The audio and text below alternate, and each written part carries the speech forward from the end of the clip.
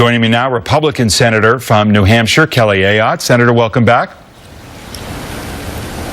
Thanks, David. I know there's a delay between us, so we'll bear through that.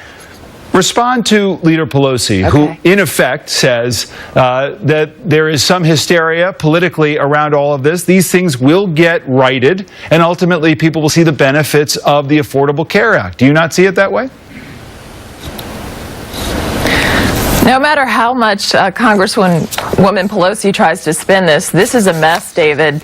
I'll tell you what I'm hearing from my constituents. They're writing me about cancellation notices of plans they wanted to keep, rising premiums, so they're deductible, some of them are doubling. They're paying much more for health care. People losing hours because of the definition of the work week as 30 hours. And then less choice. I mean, in New Hampshire, there's only one insurer on the exchange. 10 of our 26 hospitals are excluded. So this really is a mess, and so she can try to spin it. But this, I think it's time. You know, the president said that he fumbled the rollout. It's time for a timeout, which I've been calling for, so that we can go back to the drawing board and really talk about bipartisan solutions for health reform in the country. So the political headline this week was that the latest GOP Obamacare strategy, keep out of the way. Is that right? Is this being viewed as a new way to try to end Obamacare and the Affordable Care Act altogether? Well, I think what we're interested in is actually there are areas we need to address. Rising costs in health care. That's a timeout for this thing. Let's go back to the drawing board. Let's not forget how this was passed, David. It was passed on purely partisan lines, no input from Republicans.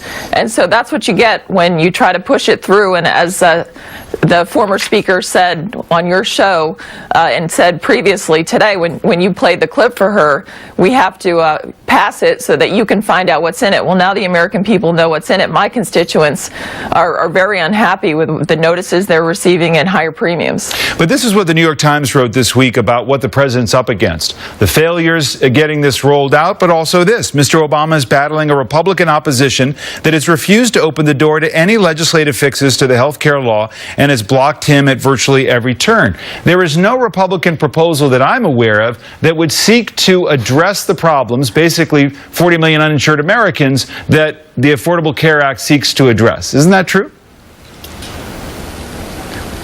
Well, David, I would say this. Let's start with the principle that in medicine, the first rule is to do no harm. And politicians addressing health care need to do no harm.